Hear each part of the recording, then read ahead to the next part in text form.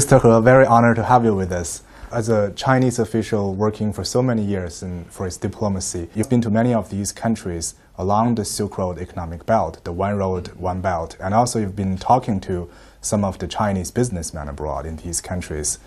Personally speaking, what do you think is the biggest challenge for China's initiative to jointly build the One Road, One Belt? When we talk about One Belt, One Road, economic activities in a way are relatively simple. It will be driven by market forces, but to find a path of development that will be really suitable to the whole region, we need to rely on cultural understanding. We need to rely on the removal of the political misconceptions that may exist between China and these countries. We need to at least manage, if not totally remove, the obstacle of maritime disputes over islands and other things. In a word, we need to foment or cultivate a sense of community, a sense of community of common interest, a sense of community of common destiny. That is not easy.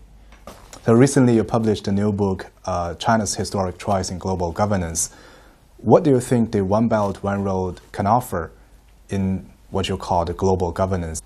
And China now is very much active in global governance.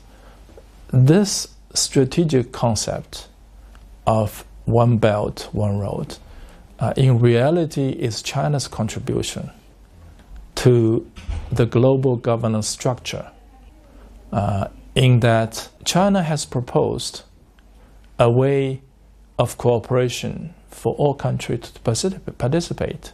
For instance, the proposal by China to establish the Asian Infrastructure Investment Bank. This idea of having a regional financial institution open to all is a real contribution. So talking about AIIB as well as the One Belt, One Road initiative, some people say that if we look into the history, things like the Silk Road are actually coming up from bottom up. But these things, as you said, are the superstructure that is actually designed from top down. And some say that this may not succeed. It will succeed. First, it will succeed. Because it is not only a top-down design, it is a top-down design. Because now we need redesigning of global governance structure.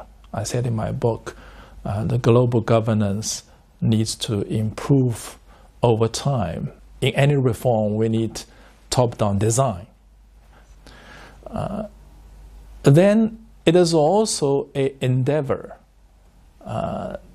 from bottom up, because what One Belt, One Road is proposing, or it intends to do, is regional economic integration. Regional economic integration is happening, or has happened, has been taking place in the last 30, 40, 50 years, and has been accelerating in the last 10 years.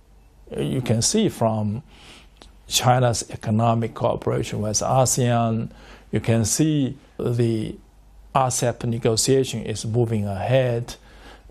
A lot of things are happening. It's all moving Asia in one direction, that is a regional integration.